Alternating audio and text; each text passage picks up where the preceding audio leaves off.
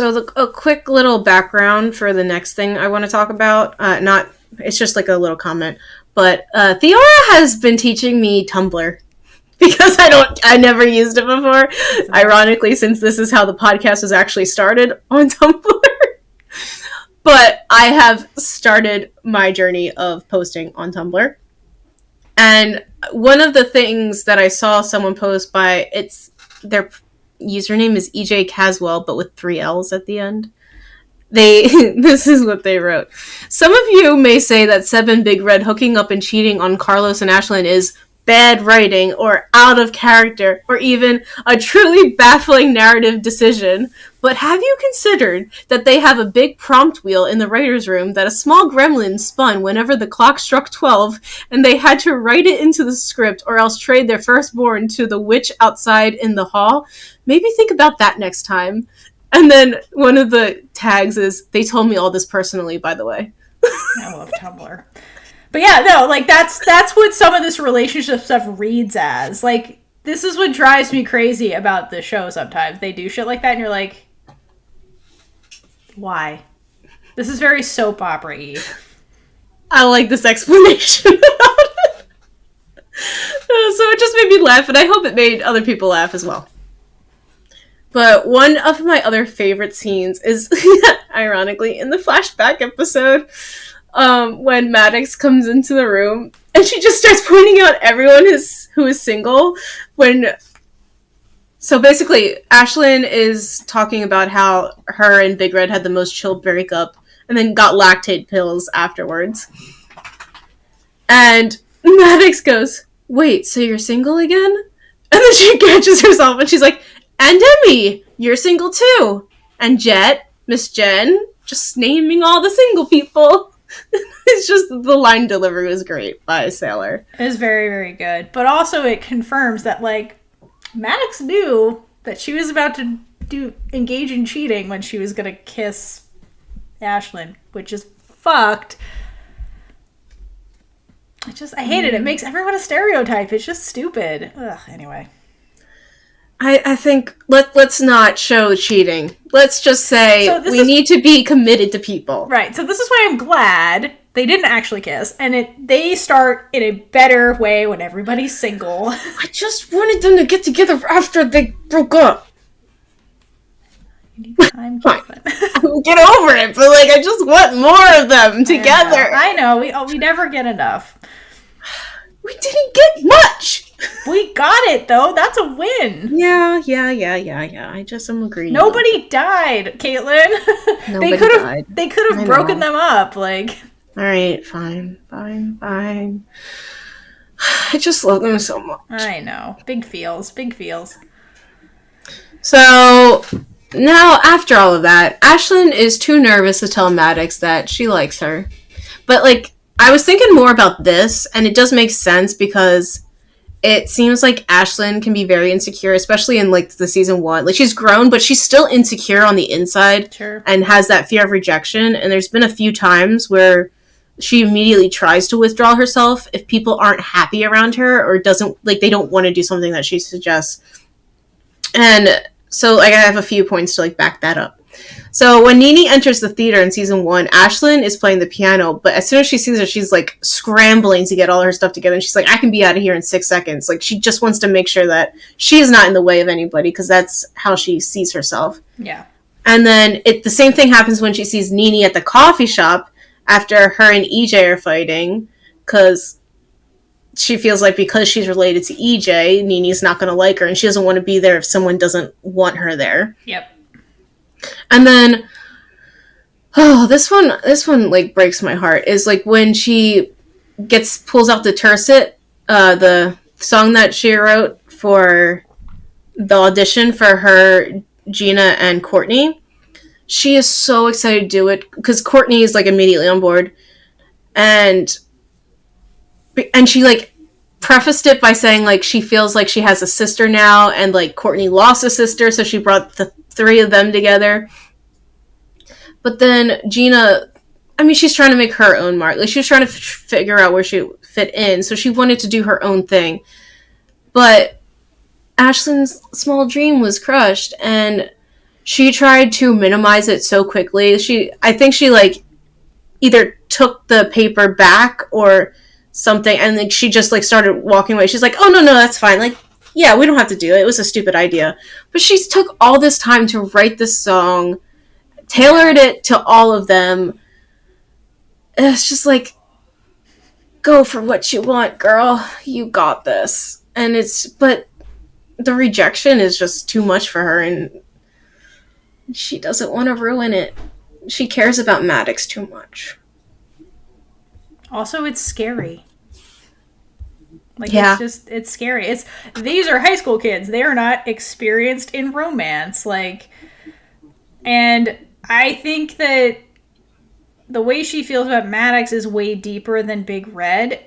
And that's part of what scares her. Like, how big those feelings are very scary. Number one. And then number two, like, they started off as friends. Like, yeah, text flirting or whatever, but, like, they're friends who clearly kind of know each other at this point. And so to, like, lose that friend that makes you happy, like, this is, like, the Tao and Elle thing from Heartstopper. Like, it's really hard. Like, once you cross that line and go into the relationship territory, one of two things happens. Either you stay together forever or it ends. And then either way, your relationship with each other changes forever. So there's that fear of, like, I could lose you forever, and we maybe won't be the same. Like, yeah, with her and Big Red, they happen to be friends at the end, but that is such an anomaly. Like, that doesn't always happen. So it's scary to be like, if I tell you this, like, I could lose you. I think that's more what she's afraid of, like, lose you as a friend and potentially change this forever. When what we have is really great, and I don't want to lose what we have right now, even though, like, I want more than this. You know, it's like that risk versus benefit thing. And she's very much more on the risk averse side of it right now, where she's like, the risk is too great if I make a move, kind of thing. Going back to what you said about, like, her feelings being stronger for Maddox than Big Red. So we see in the flashback episode that she didn't have any friends. So, like, she wasn't around people. Big Red looked like to be the first person who ever showed her any kindness. Yes. Like, so he was complimenting her. Like, so obviously she's going to gravitate towards that more. So, like, maybe she was mistaken these friend feelings, and, like, for someone actually, like, being nice to her and, like, seeing her, because everyone sees EJ and not her. Yes.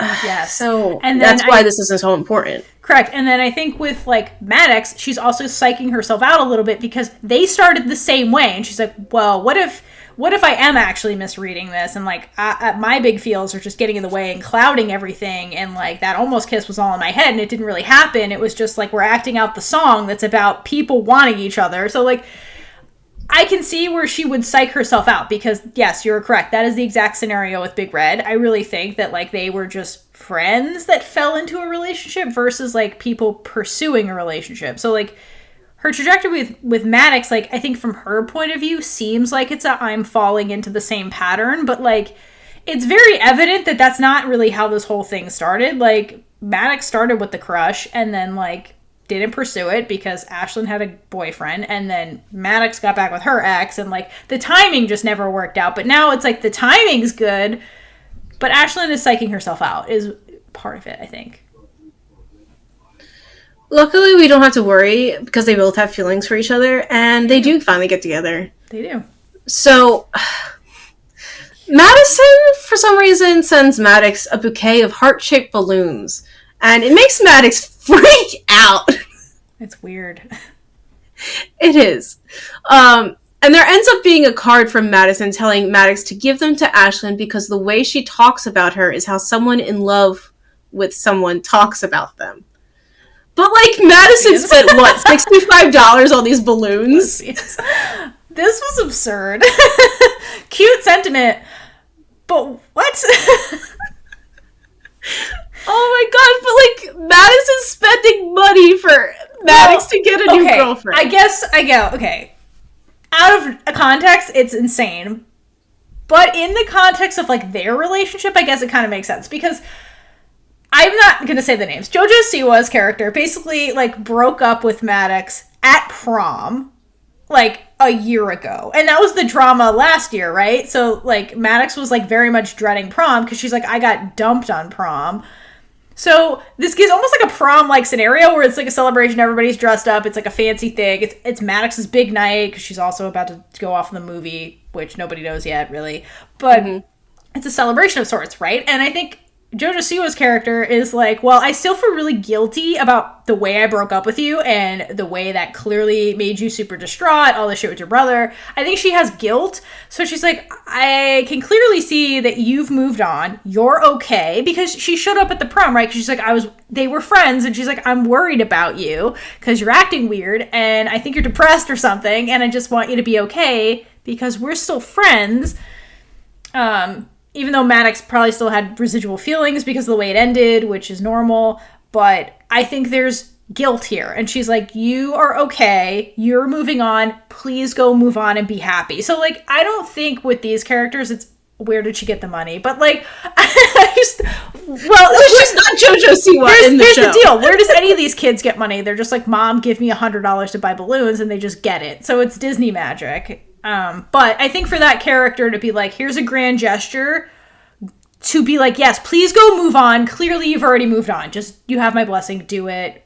We're friends. That's what that was. And, like, I think it makes sense based on their whole arc and history with each other that this would happen. They're dramatic bitches. Who breaks up with somebody on prom? Like, come now.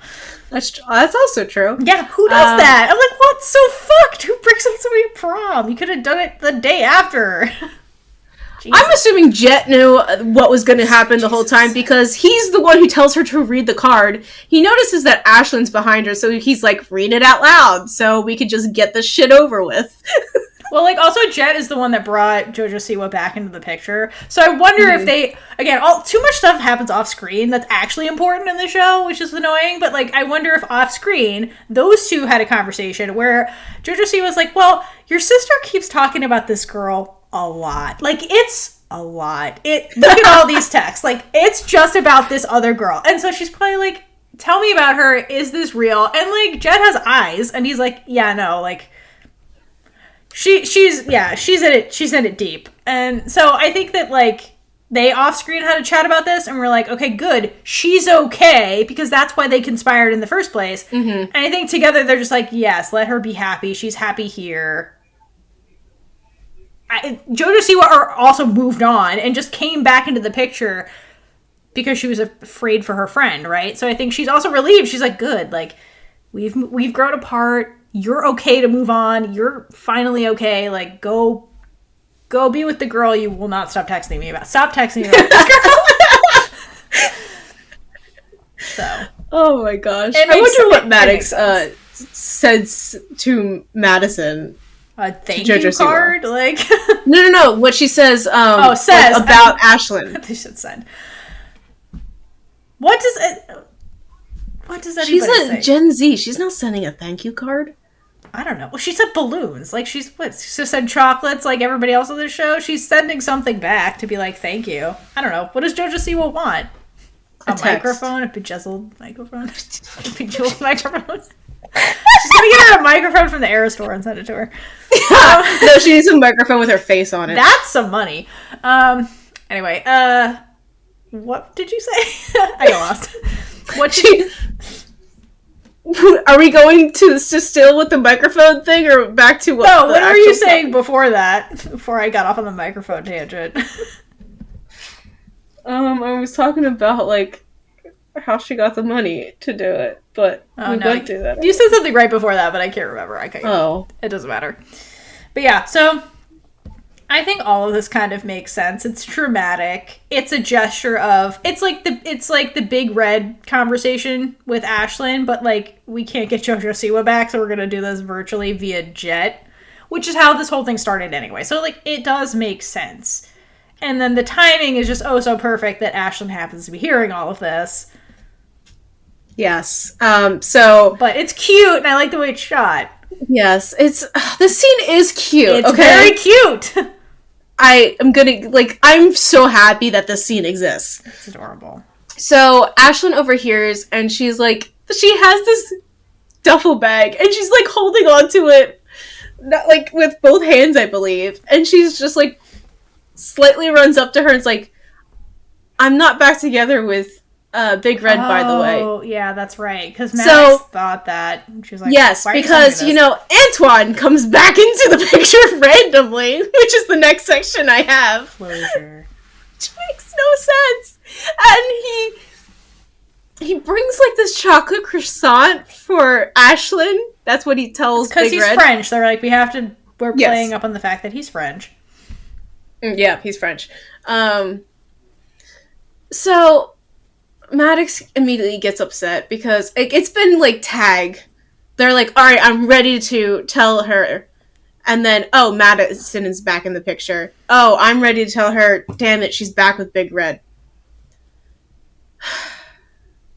Oh, yeah. I forgot, yeah. So what happened was, basically, like, Maddox was doing the sound or whatever, and she, like, cues into, like, Ashlyn's mic or whatever, when she's playing it up that she's with Big Red to get the French guy to leave her alone. She's like, no, we're together, we're really happy, like, as a way to deflect this They've never been happier. Right, she's trying to deflect the creepy dude, but then, of course, because drama, Maddox comes into the conversation when she's just saying they're happy and thinks it's real. So when she gets the balloon and she's reading the card, she's like, doesn't matter because she's not single anymore, like I thought she was, so, like, what do you want me to do with these fucking balloons?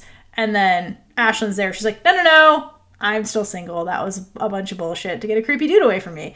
You're a woman, you understand, right? So.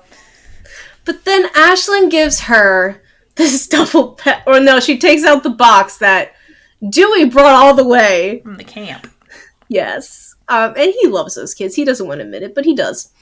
Oh my god, Maddox opens it, and it's this was a chunk of a tree. So they hurt this poor tree just to get this little piece of it.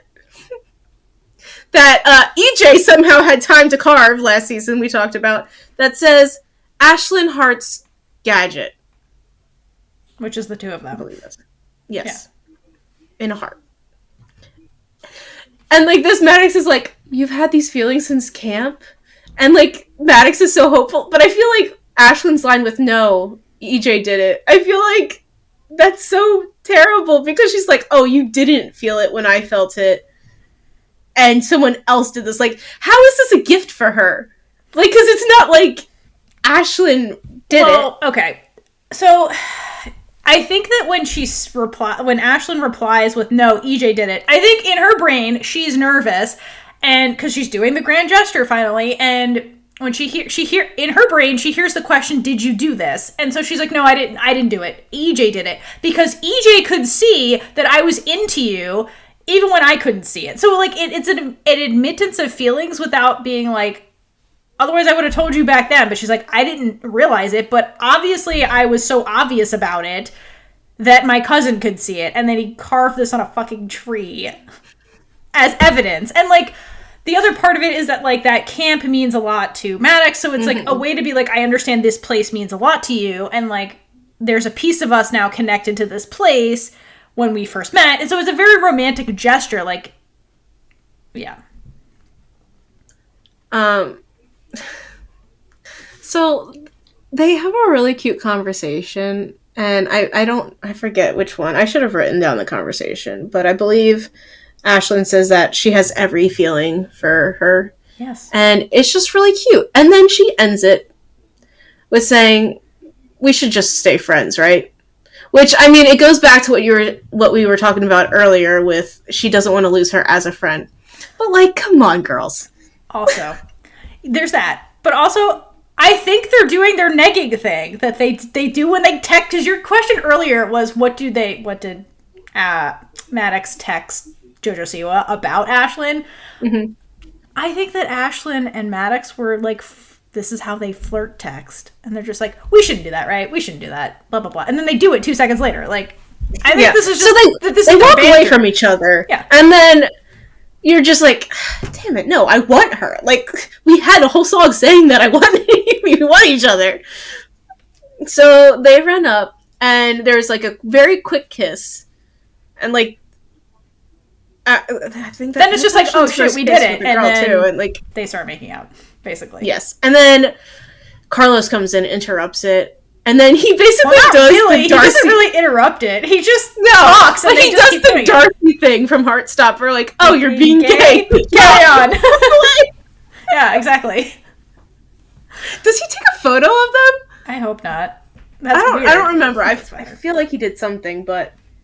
So he walks away, and they're still kissing. And I'm just impressed that they had them kiss that long on Disney.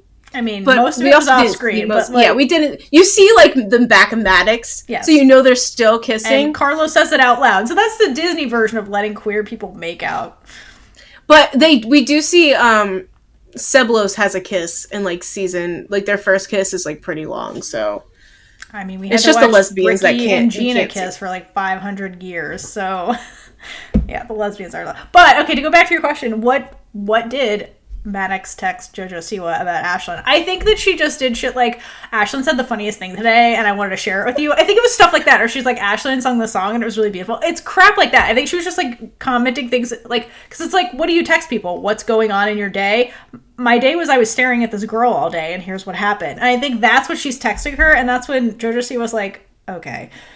This is a lot. This is gay. This is really gay. I need to talk to your brother. Or like, I should like that. Ashlyn said this thing to me, and I don't understand what it means. Like, does she like?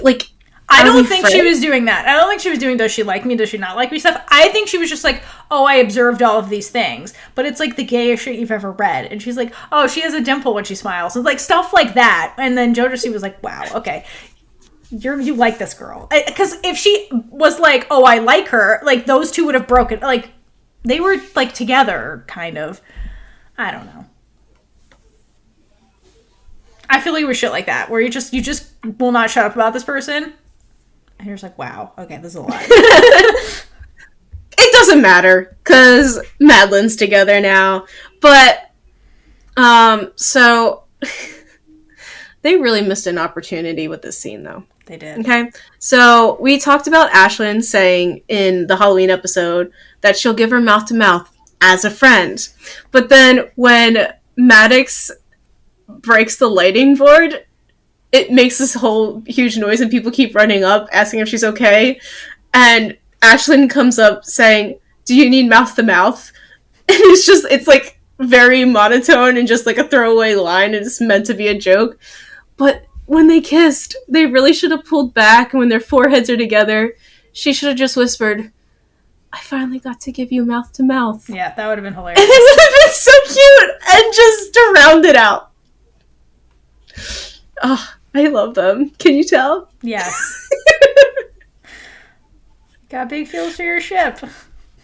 So they end up together. They do. And we don't get much of them. They're together. But there is a really, really cute moment once, Gina does that whole thing where they're staying in Salt Lake. Okay, first of all, hold on. Yeah. Okay, yeah. So randomly Maddox is supposed to go too, and doesn't tell Ashlyn. No, she's going to New Zealand. What the hell was this, writers? And she's just like, I'm leaving tonight, and that never comes up for, like, months. Like, girl, what? Yeah. And then Gina suddenly changes the whole location of the film in her acceptance speech in front of, like, 3 reporters. And so then it's fine, and they're gonna be together now, but, like, you guys didn't talk about that. That's so fucked. Like... The writers are terrible on this show. I'm sorry. Let them talk. Like, and then, like, it's like they're together after that being cute, but it's like, I'd be pissed. I'd be like, what the fuck do you mean you were just going to leave and not tell me? Like, then maybe they should have stayed friends. Like, when she said that, she's like, yeah, because I'm going to New Zealand tonight. Like, why didn't that come out then? Like, oh my God. That is very true. Like, why wasn't Maddox like, yeah, I mean, I'm about to go to New Zealand. You could have just put that right there, and then, yeah. Wow, to not tell your now girlfriend that is really fucked up. I mean, the writers, they wrote the other stuff, though, so that's good. That is good. But I don't trust them with relationships, which is why I'm glad it ended with them together on a high note, because I don't But you don't know what, like, it was Disney's fault, too, because they can't always do what they want to do. And Disney makes them change shit. So it might not be all their fault. True, but like letting characters talk about stuff, I feel like you should be able to do that. I think we need more time, and maybe not a flashback episode. That too. That too. All comes back to the freaking flashback episode. It really doesn't. This writing stuff has been in there since season 1. But yes. There were choices. Let me have it, Theora. Choices were made, Kaitlynn. Choices were made. There were a lot of choices. There were choices. Okay. Well, see, I want to talk more about them, but there's not enough. Okay.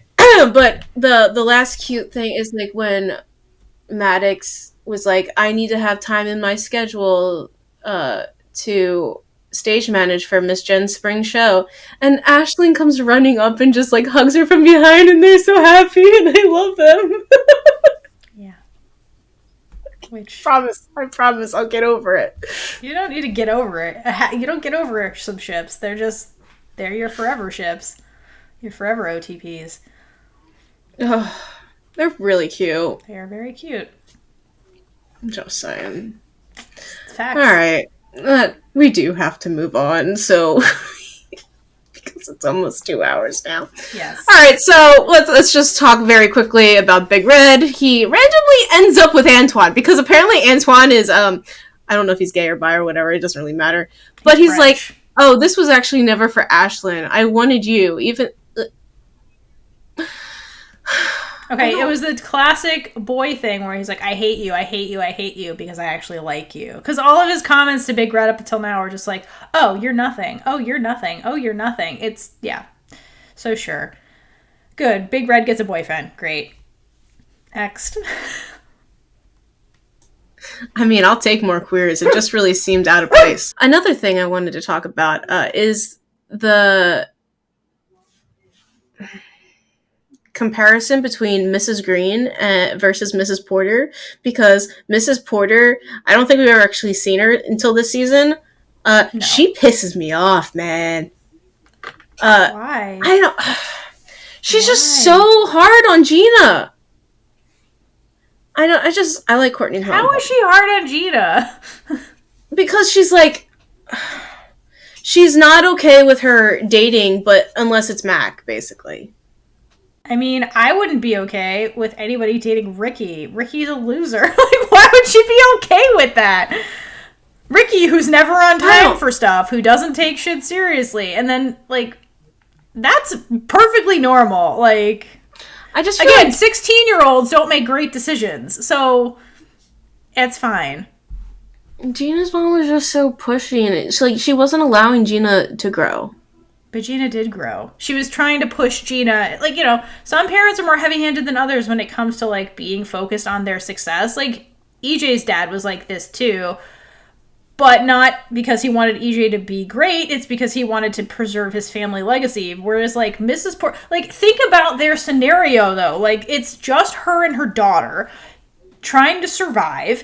And, like, her mom, whatever her job is, which we never find out what this job is, where they're constantly moving around. But, like... She helps with disasters, like natural disasters. Great. So... I believe. But, so, important job. Mom's, like, stressed out and shit. And, like, has to raise this girl by herself. Where the fuck's her dad? Why aren't we mad at Gina's dad? Like, why is it all on the mom? Like, the mom's doing the best she can. And she's like, listen, you need to be successful because I'm successful. And that's the only way you, like, survive in this world. So, like... Come on, Gina, like, be successful. Like, it's not that big of a deal. And then, like, Miss Green and, like, Courtney, like, they're a stable household where, like, they don't have to move around. They don't have a crazy life. So, like, they have the privilege of being more relaxed in their, like, life. Like, the Porter, like, Gina and her mom do not have that luxury. It's go, go, go all the time. Like, that's just the life that they have. So, yeah, they're going to have different relationships because, like, mom's saving the world, so she's not always around. So, like, when she's around, she's like, I just want to make sure you have all the opportunities you need, you're taking advantage of them, and you're not going to make stupid decisions based on a boy. Which she does in the film with Ricky by being like, hey, director, she's already doing it. So, like, I don't blame her mom for being like, hey, eye off the boy. Like, if you want to be an actor and be great, go after one that's stable and knows what he's doing and can probably help you succeed in this like business, not this like loser Ricky who doesn't even care about school until like the last 3 weeks before graduation because he's like, oh, I need grades to get into college magically. Like, come on. I mean, this too. Like, what is this? Technically, it was still like December at most. Whatever. Probably November. But like, he has like a 2-point-something GPA. Like, his plotline is ridiculous. And so, like, yeah, as Gina's mother, I would be fucking concerned by this too. Like, and she caught him like sneaking into her room. Like, not great from like surface. And like, her and her mom, to be fair, have a different relationship where they don't talk about everything clearly because like they probably don't see each other as much as like Courtney and her mom, so they don't have the same relationship. But the relationship they do have is very based on like, what are you accomplishing? It's good. It's like Motherland. It goes back to like Abigail and her mother. It was very like achievement based affection. Like that happens. And so she's like, well, I need you to achieve, like, and that kind of stuff. So I don't think it's wrong. It's just, it's a different type of parenting. And if you compare it to like Courtney's mom, it's like, yeah, I would much rather have Courtney's mom. But like Courtney's situation and Gina's situation are two completely different situations. Season 2, like, where the hell was her mom? Her mom was off saving the world, and like Gina's living with Ashlyn. So like, they obviously don't spend a lot of time together, but they do communicate. Like, she was always like calling her mom and stuff. And, like, you can't really be mad at her mom to be like, oh, you never showed up to a play until now. It's like, yeah, her mom's putting out, like, forest fires or whatever the fuck. Like, I can't be in a play. Like, this is my job. Like, what do you want from me? Like, sorry. It pisses me off when, like, the single parent gets, like, cast as, like, the bad parent. When it's like, she has a job that's atypical. It's not a 9 to 5. And, like, what do you want from her? Like, where's Gina's dad? Why isn't Gina's dad at any of these things? Nobody's mad at Gina's dad. Like, we're just mad at the mom. Like, come on. Okay, fuck fine. Off with this. This shit pisses me off. Like, it really does. Like, go Courtney's mom. They have a very cute relationship, but they have different life circumstances than Gina does. Like, they just do. That is fair. Nothing else. We will continue on. I also made a note that they changed Emmy's personality completely this season. Yep. That happens a lot. And she reminds me a lot of myself with her scary ways of finding stuff. Yep. But it's not really scary. It is just using the resources at her fingertips. Just saying. Yep. Okay, and we do address the mockumentary in this season. Because Ricky Fourth asked... wall break, finally. Who the bleep are you guys? There's also a lot more censored cursing in season 4. Like, we've only had it a few times. So stupid. Like, I think Jet tries to say shit, and then in the Halloween episode, and Maddox comes in through the window and be like, dude, you can't say that. They say it a lot this season. So, overall thoughts on, like, this style. Like the mockumentary? Yeah. I mean, okay. I like it overall because, like, I love The Office, which made it popular, to be honest. The Office made it popular. No, I've never seen it. It really wasn't The Office was a massively... Office in America. It started off as a British show, also did the mockumentary style, and then came to America. They adapted it, and it got, like, 10 seasons. Like, it was an insanely popular television show. And that style then became popular after The Office started getting successful. So then we had, like, Parks and Recreation. So I think for comedy, it's great. I do enjoy that style. I like it better when they never explain it. Like, here they did the fourth wall break, but then they don't explain why they're doing a mockumentary, which I think is an in-between, where, like, The Office, they kind of explain it at the end, versus Parks and Rec, they never explain it, and, like, the characters are just doing these, like, fourth wall breaks and interviews, and, like, it's never explained, which is even funnier to me, that, like, the characters go along and we never know why. But I think the style works in comedy. In this, it was kind of weird sometimes, because there's a lot of drama in this, and it was this excuse to have a lot of, like, camera work that was very, like, supposed to be like a handheld camera, which sometimes was just like, can you stop moving? Like, sometimes it was distracting. Like, I was trying to, like, get screenshots to edit these episodes, and it's really hard because the cameras are constantly moving because it's supposed to look like a free held camera. So sometimes I found it annoying, based on how they chose to execute it sometimes. But overall, I think it's a good format. I think that works best in a comedy.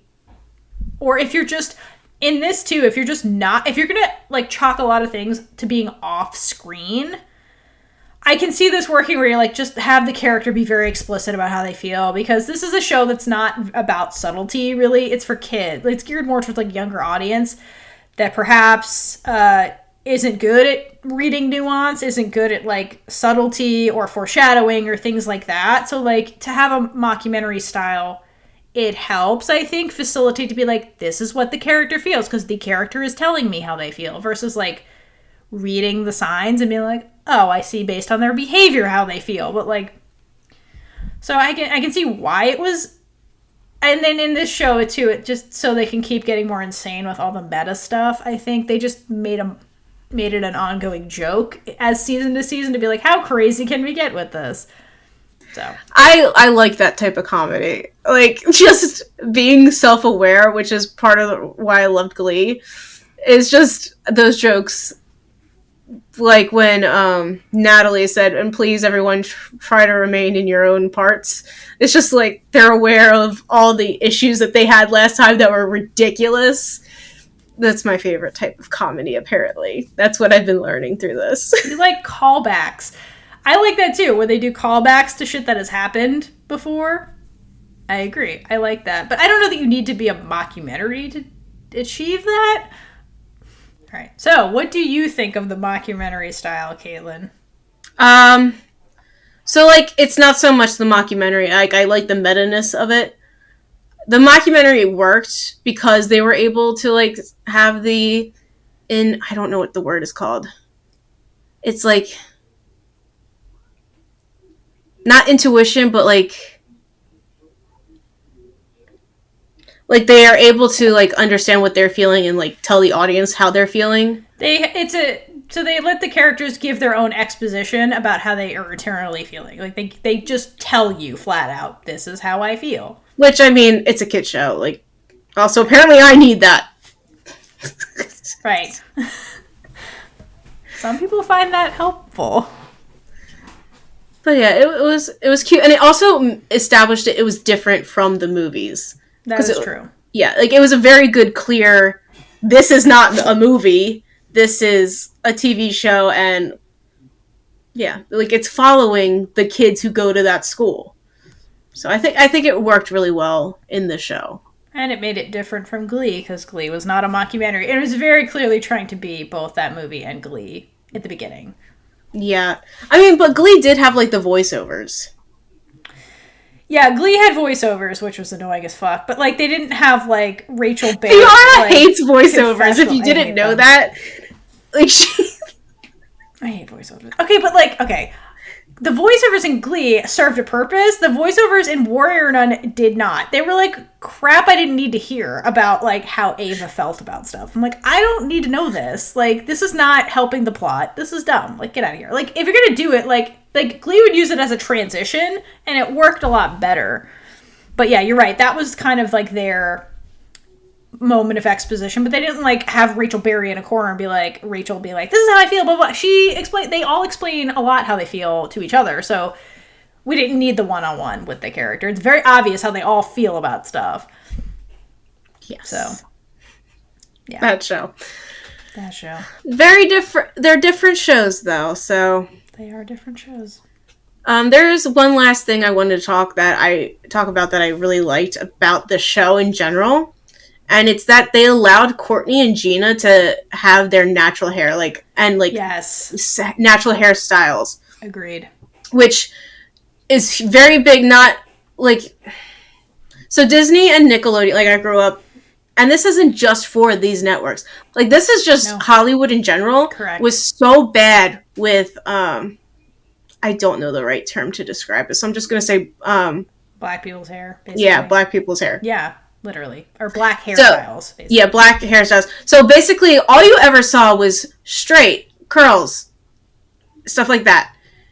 And now we're finally getting to see them explore it. Because it is a big, I've learned this, like, I tried to do some research on this. So it's a big part of their culture to have, like, different hairstyles and explore with. So Dara talked about how much she loved that they did get to play around with their hairstyles. And I think her and Sophia, who plays Gina, they went to, I don't know if whoever's, like, in charge of it in the last season or, like, midway through, and, like, talked about all the things they want to do, and they just let them run with it. So Courtney, Dara was like, I'm going to just try to figure out all of the cool things I do. So, like, she had a different hairstyle every single episode. Aw, that's cute. Yeah, and, like, I love the one, like, where it is, like, a bunch of hair ties in her hair, and she has, like, these, like, clip in, like, things. Like, it's so Courtney and her. Like, I love it. It's beautiful. So, and because Hollywood, like, not only did they not know how to handle Black people's hair, they also just, like, wanted it to fit in with, you know, the whites. That's really what it is. Yeah. So, like, they didn't want viewers to get confused. Because apparently, hair is such a weird thing in Hollywood that, like, you couldn't change your hair because people might get confused. Yes. It's really weird. You have to realize, though, back in the day, not to defend anybody, but, like, back in the day, like, we had soap opera switches happening where, like, you would just swap out an actor and be like, no, that's Frederick. He's been here a long time. Oh, they do that still, okay? No, I know, but, like, they did that with the Fosters, and it was really weird. It was a lot more common to do that because shows would run forever, and there's, like, 5 shows, so they would do it constantly. So, yeah, like, people are stupid, and they'd be like, well, their hair's different. Is it a different person? Who's this person? So, yeah, people are just dumb as fuck. But quick note, like, that has nothing to do with this. I'm glad they never did that in Grey's Anatomy. Continue. Yes. So yeah, I'm glad that the actors got to, like, actually, like, have their hair and have control over what happens to it. That's really great, and that should continue. Like, Courtney and Gina's hair are both gorgeous. Like, good for them. Yeah. And so something I learned while researching this, because I noticed their hair, and I knew before, like, I heard something like that, it was a huge thing, and that, like, there's not a lot of hairstylists that even know how to work with Black people's hair. Yes. And, like, that's the issue. So Monique Coleman, actually, who plays Taylor in High School Musical, the movies, she said that they damaged her hair so bad that they had to, like, she had to suggest that they add bandanas. Like, that's why Taylor wears bandanas, because they messed up the front of her hair. And, like, that's terrible. That is terrible. She should sue them. You know, she has always been so positive towards these movies, and they did her so dirty. Like, they left her out of the press. It was, like, her and Lucas, I believe, that they left out. Like, I'm amazed that they came back and to do this season. But it was so cool to see her have a scene with Dara.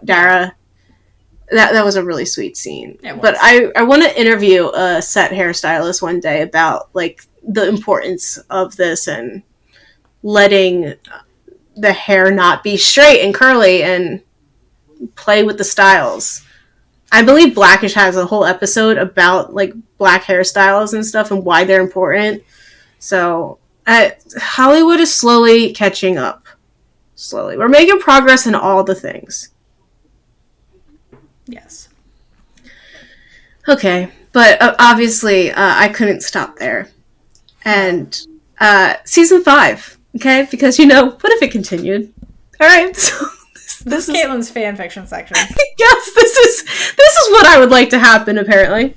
All right, so the first thing I ever thought of was that Courtney is trying to make a shrine for the costumes that she, like, designed throughout her time in theater. Before she leaves for college. And she states the reason is because it's just as important as the HSM movies. And I know in this show, like, they don't have a High School Musical, like, showcase, but I think after the first season, Miss Jen talks about, like, making one. So they have one now, because they do it in the actual school. Mm-hmm. So he's like, yeah, we're just going to put it right next to that one, because it's just as important.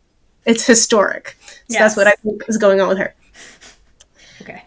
Big Red comes back because Ricky needs him to help him stay in college, something like that. So Big Red is taking his job of getting Ricky to get better grades very seriously, and he comes up with a bunch of games to help him study. So we just see them playing like Jeopardy and like all these different types of games. Madyln finally gets to be cute together, and there's no relationship drama because I don't want it. There's no relationship drama because they deserve more in this show. And I think their drama can come from Maddox and Jet's home life, because even in the 4th season, Jet makes a comment like, when Maddox says this is a dictatorship, not a democracy, Jet says, oh, so just like at home.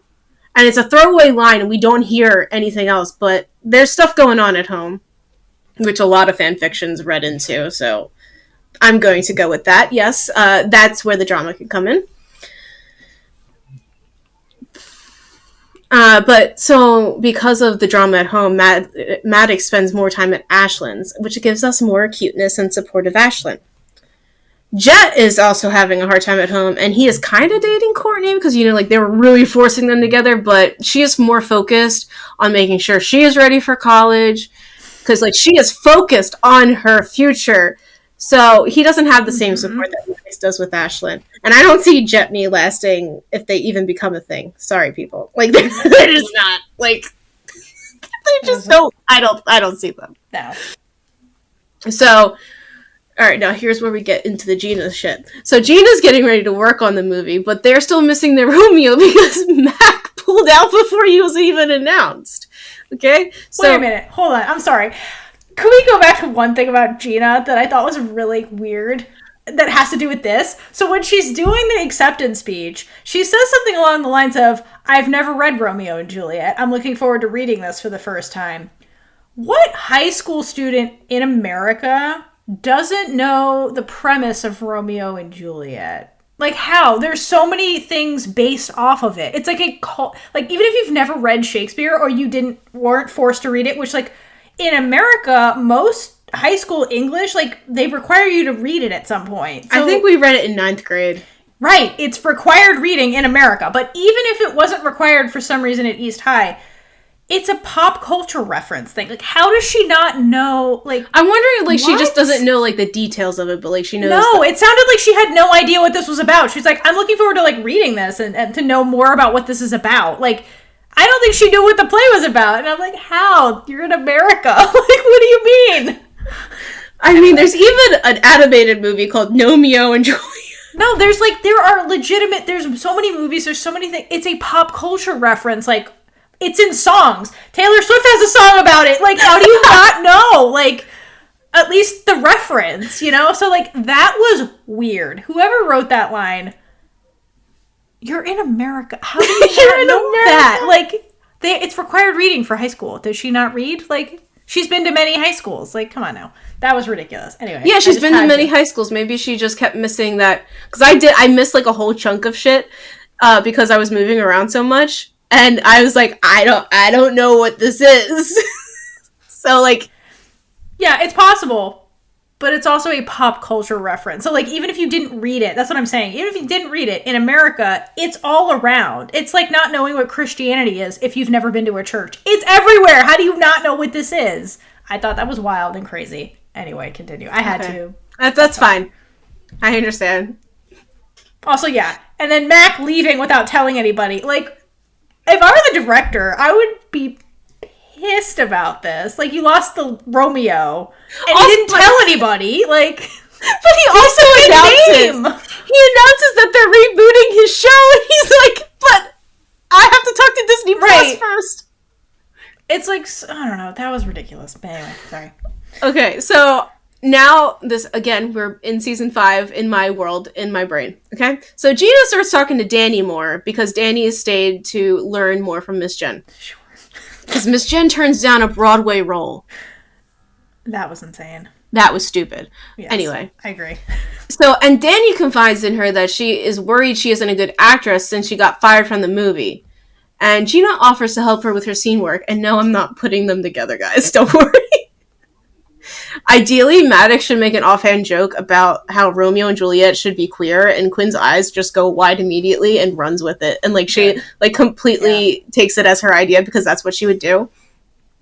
So Quinn approaches Gina and tells her that the movie is now going to be a queer adaptation, and it catches Gina off guard at first.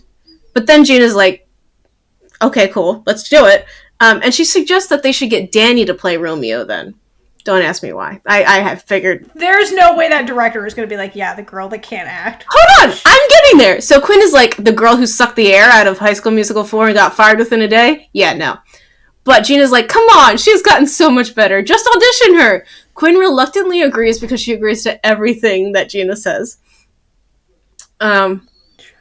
Because let's be real, I think Gina's the only one that has a hold over Quinn. So, like, that happens, and then, like, they do it, because I couldn't put Maddox or Ashlyn. Maddox wouldn't want to do it. Ashlyn, like, it's just no. Okay, so it had to be Dan. I was trying to figure out, also, it's more diversity in the film, and we needed that. So, that's why. So, I did not forget about the spring musical, okay? This time, they are doing, drumroll, The Prom. And thank you to the fan fiction that put that in my head. But I think it would actually be a great idea if they did that.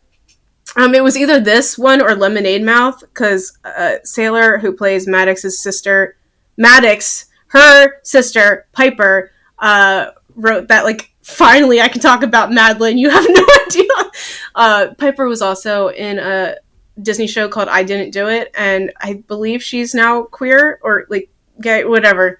But I believe that is what the case is now, and I love it. And she's hilarious on TikTok, so go look her up because she has some stories about the old Disney days. It's just great. So someone said that they should have done Lemonade Mouth, and I think Sailor, but Maddox should have played Hayley Kiyoko's character. Yes. Or just have Hayley Kiyoko. That's fine. Just have Hayley Kiyoko. Just bring her. Jesus. Hydrate. But I chose The Prom because I wanted more queerness, and I'm sick of Ricky always getting the lead. I'm just sick of Ricky. So here's my cast list, because I looked up the cast list. I looked up, like, the vocal parts, yeah. So Ashlyn is obviously going to be Emma Nolan, so the main lead. Maddox is going to be Alyssa Green, because I'm going with what they did in the fan fiction as well. Everyone has to audition, and you know what? Maddox is now in the show. Carlos is Barry. Seb is Sheldon. Courtney is Dee Dee Allen, because she would kill that. Jet is Mr. Hawkins. Ricky is Trent. Gina is Mrs. Green. Danny is Angie. I don't even, like, know who some of these people are. Like, I remember. Big Red is Kevin, which is one of the students. Antoine, because he transfers in for Big Red, because that's something they would do, is Nick. Steph is the dancer, who was, like, more featured in the first 2 seasons and then wasn't in it again. But I really like her. So she's Kaylee. And then Emmy is Shelby. And then I realized I should probably really write this, because I got a lot mapped out in my head at this point. I can see that. So what do you think? Would you watch it? Would I watch what? Season 5? Yeah. Yeah, because then we can keep talking about it. I just want more Madyln cute moments. Okay, so last section before we wrap up. I'm getting to this quick as possible, everybody. Kaitlynn's random and probably useless trivia that did not fit anywhere else. So, these are random things that I figured out, saw, or found out online. So the person who trained the hamster, you know, Natalie Bagley's hamster in season 1, had only trained bears previously. Weird. Hamsters are not bears, in case you didn't know that. So he was very overqualified for this job. Wondering, the song that Ashlyn, because it's Ashlyn's song, sings with Nene, was the first song ever shot or recorded, and I believe it was 3 months before they even got a script and started filming. Damn. Now, ghost lights are seen throughout the show. Theora and I have talked about them briefly before, not on here, but since it was on an episode of Only Murders in the Building, but I'm just going to go over it quickly for listeners, because it's something that if you're not in that world, you have no idea what it is. So describe what it is, too, like... Maybe people didn't know they were looking at a ghost light. So it is a single light that is placed center stage that is on whenever the theater would normally be dark. So it's like literally a single light on a stand. Yeah, so there's a couple of scenes with like Miss Jen standing next to just what looks like a random lamppost that's short. Yeah. It's And that. it's in when Nini is auditioning. So it's like in Yeah. the first episode, Right. and like she's in like where I think there's chandeliers and everything, but there's a ghost light on the stage. Right. I think whenever they're in that stage, like they have the ghost light. Yeah. But this ghost light helps with safety, allowing you to find the light console without falling into the orchestra pit. Because if you're fancy and they're in a school, but I mean, like they mostly do it in the auditorium because somehow they never have their theater. But you could fall into orchestra pit and hurt yourself. We didn't have one at school, but East High did at ours. They had East Central Bucks East, the rival school that we have. They did have an orchestra pit, so good for them. Not bitter. And it also helps you from doing any other harm to yourself. And there are a lot of superstitions that come with the ghost light. There's a lot of superstitions in theater in general. But the most common one is that every theater has a ghost light, and the light allows them to see and perform on stage when everyone else is gone. The ghost that like every theater has a ghost. And yeah, they get to perform when everybody's gone. And you're supposed to keep the theater empty one night a week for them, which may be the reason that theaters are typically dark on Mondays. Like, there's no performances on Mondays. Yeah. Okay, so now on to this is where the Emmy and I are very similar. The actual drama teacher at East High is Mr. Kevin McClellan, not Miss Jen. However, he does have a wife named Jen. So, yeah. And East High is currently doing Les Mis for their fall show. And of course, me being me, I looked at their cast list. If you go all the way down to the bottom of the list, you will see no one is cast as the wedding guests. Instead, it reads, I guess I did need a dance audition after all. We will do that later. And I just feel like this is something that Miss Jen would actually do. And I find it very funny. Also, Kate Renders, however you ever say her last name, she did go see a production at East High. She went and saw when they did Beauty and the Beast. So I want to know, I didn't figure out who came first, their Beauty and the Beast, or I think theirs did. So also, the next thing on my list is that Ashlyn has a scissors bucket. And I apparently felt the need to write this down during one of my rewatches because I thought it was... Hey! And then the next fact, rest in peace to the fact that got corrupted when I locked my notes because I had them all locked so Theora wouldn't see my fun facts, and it's just gone. It only says bracket 19 dash like 100 times. So next, Dara and Kylie, so Courtney and Danny, are in the new Descendants movie. Descendants, The Rise of Red. This will be their second project they work on that is based off Kenny Ortega movies, but still is not directed by him. Because he's not doing the fourth film. Val, played by Meg Donnelly, so Val from season 3, is from another Disney movie series called Zombies. She guest starred in season 3, and EJ, played by Matt Cornett, guest starred in Zombies 3. Zombies 3 is also the first Disney project to feature a non-binary character. This was cast by Amber and Danielle, who also cast Andy Mack, who Sophia Wiley, who plays Gina, is in. And we interviewed them previously if anyone is interested.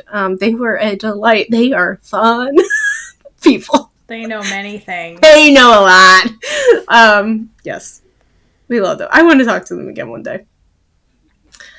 There are 3 or 4 books as well, including one that is Miss Jen's script for the first High School Musical show with audition notes and director notes. So, like, the blocking and everything is really cool. I didn't actually read it, but I saw photos of it.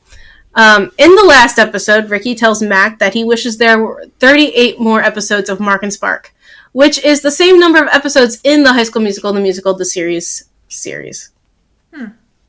Meta.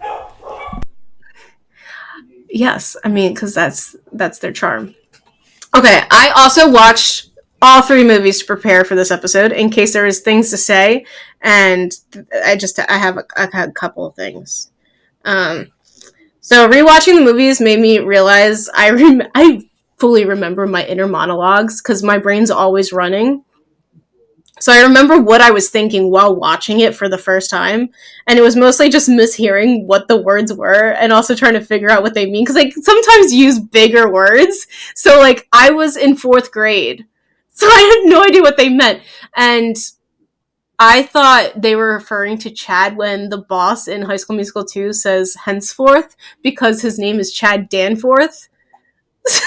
That's the connection I made. But I also fell asleep during High School Musical 2 the first time I watched it.